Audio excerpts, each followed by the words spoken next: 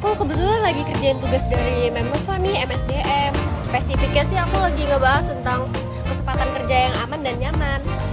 Boleh tahu gak sih kenapa kamu milih bahas itu? Kan semua orang pastinya pengen kerja di tempat yang nyaman, di mana kita memiliki kesempatan yang sama. Nah, bener banget. Tapi bukan cuma soal itu. Kita bisa ngerasa dihargain dan nyaman di saat tempat kerja itu. Bener banget, aku jadi pengen tahu lebih banyak deh tentang materi ini di dunia kerja. Kalian mau tahu lebih lanjut? Yuk kita bahas sama-sama. Jadi, Klar, ada 3 cabang pemerintahan yang mengatur penelitian manajemen manusia, seperti yudikatif, eksekutif, dan juga legislatif. Sorry ya guys, aku telat. Kalian lagi ngomongin apa? Ini tentang kesempatan kerja yang setara dan tempat kerja yang aman. By the way, aku mau tanya deh, gimana sih supaya di dunia kerja itu semua orang itu mendapat perlakuan yang adil? Nah, jadi gini Karisa, jadi kalau di dalam dunia kerja itu kita nggak boleh adanya diskriminasi, kayak diskriminasi suku, budaya, ras, ataupun agama. Dan juga fisik seseorang itu kita nggak boleh loh didiskriminasi. Jadi kan terhadap sesama pekerja kita harus tetap fair dong. Bener banget, misalnya nggak boleh nih aku dipecat cuma karena pas istirahat makan aku banyak, itu nggak adil. Itu bukan diskriminasi nggak sih, Klar? Itu lebih ke arah pengelolaan keuangan pribadi supaya nggak boros di kantin. Nah, jadi di Amerika itu ada yang namanya Equal Employment Opportunity. Jadi di mana itu adalah pemerintah yang mengatur dalam undang-undangnya tentang keselamatan para pekerja dan juga kesetaraan di dalam pekerjaan. Nah, oke, jadi yang pertama itu ada Civil Rights Act 1964. Nah, ini adalah undang-undang yang melarang diskriminasi di tempat kerja berdasarkan ras, warna kulit, asal negara, dan juga jenis kelamin. Jadi gak boleh tuh, misalnya bos ada mau pekerjanya cuma dari yang hobi naik gunung aja, itu kan gak adil ya. Berarti aku masih bisa kerja dong walaupun hobi kerubahan.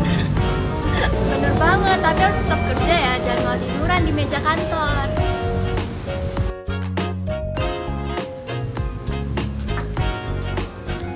Oke, jadi ada yang namanya Equal Pay 1963, yang dimana hal itu mengatur para pria dan juga wanita memiliki pendapatan atau gaji yang sama rata. Jadi gak ada lagi tuh, karena kamu perempuan, gaji kamu lebih sedikit ya. Nah, kemudian ada yang namanya Americans with Disabilities Act 1990. Nah, ini tuh penting banget buat teman-teman penyandang disabilitas. Nah, di dunia kerja itu mereka semua mendapat hak yang sama dan tidak boleh ada namanya diskriminasi. Nah, contohnya kalau ada orang pakai kursi roda, kantor harus bisa menyediakan fasilitas yang memadai. Contohnya saya seperti jalur yang landai dan lift, gitu kan, Kis? Yap, betul banget, Pak. Oke semua, mulai besok kita akan memberikan gaji yang berbeda berdasarkan warna favorit kalian masing-masing. Saya tuh suka warna pink. Masa iya gaji saya lebih kecil daripada suka warna biru? Bos, saya kurang setuju, karena menurut Equal Pay, gaji itu harus berdasarkan kinerja kerja, bukan dari warna favorit. Bener juga ya, ya udah deh kalau gitu kita ikutin aturan kantor dan kita kena sanksi. Nah, jadi teman-teman, penting banget tuh buat kita tahu tentang hak-hak kita dalam dunia kerja. Jadi jangan sampai kita menjadi pelaku ataupun korban diskriminasi di tempat kerja ya. Dan kalau kalian merasa ada diskriminasi di tempat kerja, kalian bisa melapor ke pihak berwenang seperti Equal Employment Opportunity Coalition. Betul, tempat kerja yang sehat itu nggak cuma soal gaji aja, tapi tempat kerja yang aman dan nyaman untuk semua orang. Ada juga Ex-Discrimination in Employment, yang dimana untuk para pekerja di atas 40 tahun dilindungi dari diskriminasi. Jadi untuk para pekerja di atas 40 tahun jangan khawatir untuk nggak dapet kesempatan kerja yang sama. Aku udah baca nih di berita, buat yang veteran itu ada Vietnam Era Veterans Adjustment Assistance Act yang melindungi hak-hak mereka di dunia kerja. Jadi itu mereka merasa dihargai. Pokoknya, dunia kerja yang adil adalah dunia kerja yang menerima semua orang tanpa terkecuali.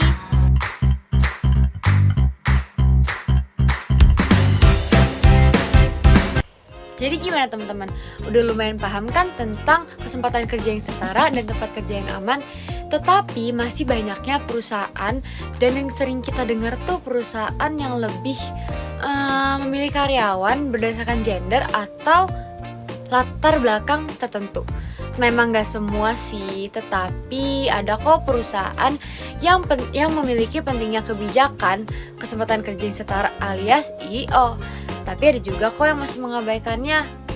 Bentar yuk kita bahas bareng teman-teman aku. Kita pindah ke Zoom ya teman-teman. Hai Lala, hai Hara. Yuk bantu aku buat bahas bareng-bareng tentang diskriminasi di tempat kerja. Let's go.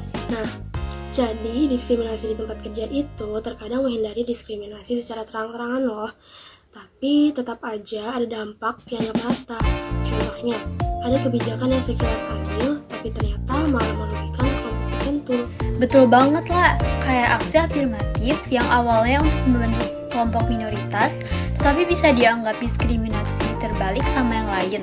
Exactly, makanya beberapa perusahaan itu benar-benar serius deh dalam mencari keseimbangan. Contohnya, kayak ada perusahaan yang bukan cuma merekrut perempuan dan minoritas, tetapi juga veteran. Jadi masih banyak kok kesempatan kerjanya. Wah, keren juga sih. Mereka nggak cuma memenuhi undang-undang, tapi juga benar-benar mengakomodasi kebutuhan para karyawannya. Tapi, gimana kalau perusahaan malah merasa keberatan? Misalnya, pas mereka diminta kasih akomodasi buat karyawan yang punya kebutuhan khusus. Nah itu juga ada aturannya, kalau semisalnya akomodasi itu nggak menyebabkan perusahaan rugi besar dan mengalami kesulitan ekstrim, maka mereka wajib menyediain. Contohnya, perusahaan itu harus memberikan waktu jeda untuk masyarakat muslim sholat. Aku pernah baca tahu artikel tentang kasus di Amerika tentang perusahaan daging yang menolak karyawannya sholat. Aduh, kayaknya sih bakal ke pengadilan sih. Kalau seingatku sih waktu di pengadilan, mereka itu nggak bisa buktiin kalau memang merugikan. Serius? Berarti perusahaan nggak bisa nolak ya? Mereka harus punya alasan yang masuk akal. Betul banget, sama kayak kasus pelecehan seksual di tempat kerja. Nah itu tuh nggak bisa dianggap enteng. Kalau semisal ada kejadian kayak gitu, maka perusahaan itu harus mengambil tindakan tegas biar lingkungan kerja itu tetap nyaman. Apalagi sekarang tuh udah banyak yang speak up. Ada juga tahu kasus di mana korban udah lapor ke HR, tapi malah diabaikan. Makanya penting banget buat punya sistem pelaporan yang benar mendukung korban, bukan malah melindungi pelaku. Setuju. Selain itu, keberagaman juga harus dihargai. Jadi nggak cuma soal kesempatan kerja yang setara, tetapi juga menciptakan lingkungan yang nyaman bagi semua orang. Jadi intinya tuh dunia usaha nggak cuman harus ngikutin aturan, tetapi juga harus sadar pentingnya kesetaraan biar semua orang punya peluang yang adil. Berarti kalau kita bikin usaha sendiri, kita harus jadi bos yang adil dong.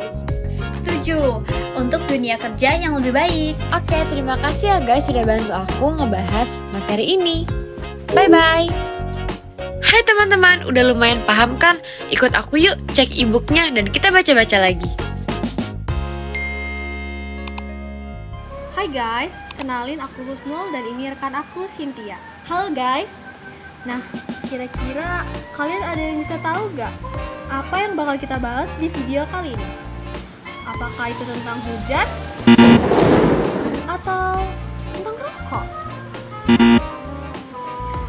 Jadi, kita bakal bahas tentang keselamatan dan kesetaraan kerja. Ini penting banget loh guys. Kenapa? Karena nyawa kita dan hak kita sebagai pekerja tuh gak boleh disepelein. Setuju banget Husnul. Banyak orang yang mikir, kerja ya kerja aja. Padahal ada banyak aturan yang melindungi kita. Kalau kita nggak tahu hak kita, bisa-bisa kita malah dirugiin. Wah, makanya guys, kita harus bahas ini supaya semua orang tuh ngerti. Yuk, kita bahas mulai dari keselamatan kerja. Gimana sih aturan-aturannya?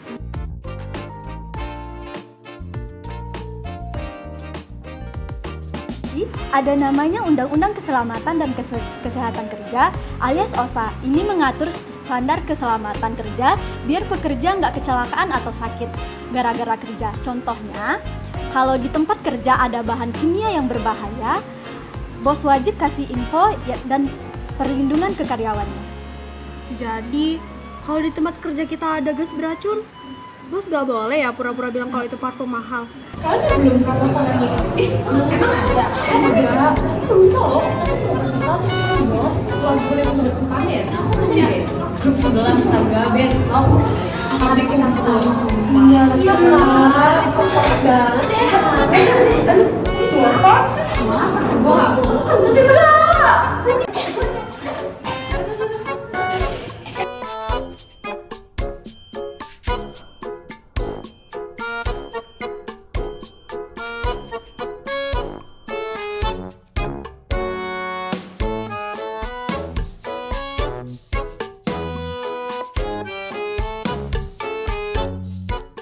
Haha, jelas nggak boleh dong. Selain itu, perusahaan juga wajib memastikan lingkungan kerja yang aman.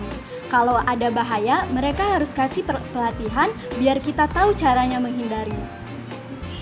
Nah, selain OSA, ada juga program keselamatan yang disponsori oleh perusahaan.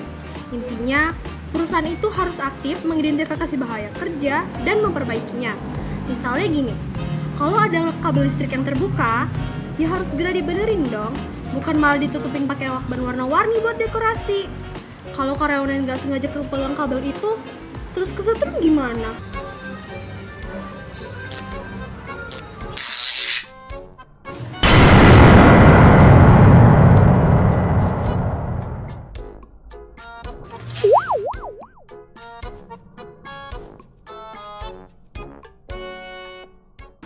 Selain itu, ada program insentif untuk pekerja yang patuh sama aturan keselamatan. Misalnya, kalau pekerja selalu pakai alat pelindung diri, mereka bisa dapat bonus kecil dan penghargaan. Selain keselamatan kerja, kesetaraan kerja juga penting loh. Kayak diskriminasi tuh. Itu tuh bisa banget merugikan kita kalau kita kena diskriminasi. Misalnya, kalau seorang perempuan ditolak kerja hanya karena sudah menikah, jelas itu pelanggaran hukum, nggak boleh tuh kayak gitu. Cie, apaan tuh? Cincin. Emang lo udah nikah? Loh, kok udah nikah? Lo pura-pura nggak tahu? Apa emang pura-pura nggak tahu? Tahu apa? Ya ampun, di perusahaan ini tuh nggak boleh orang nikah tapi masih kerja di sini. Sedangkan lo kok masih di sini udah nikah? Gue udah izin sama bos kok. Alah, bohong aja lo. Apa jangan-jangan lo pakai orang dalam ya? Ups, gila lo. Enggak kok. Ah, nggak usah bohong lo. Apaan sih? Guys, jangan dicontoh ya, itu termasuk perundungan dan pembulian. Mau di luar kantor, mau di dalam kantor, tidak boleh dicontoh, oke? Setuju, bercanda boleh, tapi kalau bikin orang nggak nyaman, itu bukan bercanda lagi. Hati-hati ya, jangan sampai kita jadi korban atau malah pelaku tanpa sadar. Betul, selain itu ada juga aturan buat mencegah pelecehan seksual di tempat kerja. Pelecehan itu bisa berupa sentuhan, ucapan, atau bahkan lelucon yang nggak pantas seperti tadi yang dibilang sama rekan aku nih. Jadi kesimpulannya, setiap pekerja punya hak untuk mendapatkan lingkungan kerja yang aman dan setara. Ada banyak aturan yang melindungi kita, jadi jangan takut buat speak up kalau ada ketidakadilan yang menimpa kalian. Keselamatan itu penting loh teman-teman. Jangan sampai kita kerja demi uang tapi malah kehilangan kesehatan atau hak kita. Pastikan tempat kerja kalian itu mengikuti aturan yang berlaku. Betul banget tuh. Dan kalau ada yang bilang, ribet amat sih, kasih tau mereka kalau hak dan keselamatan itu bukan sesuatu yang bisa ditawar. Nah, sepertinya kita udah selesai nih guys. Sekian video kita kali ini. Jangan lupa share video ini ke teman-teman kalian biar makin banyak yang sadar soal pentingnya keselamatan dan kesetaraan kerja. Sampai jumpa di video berikutnya.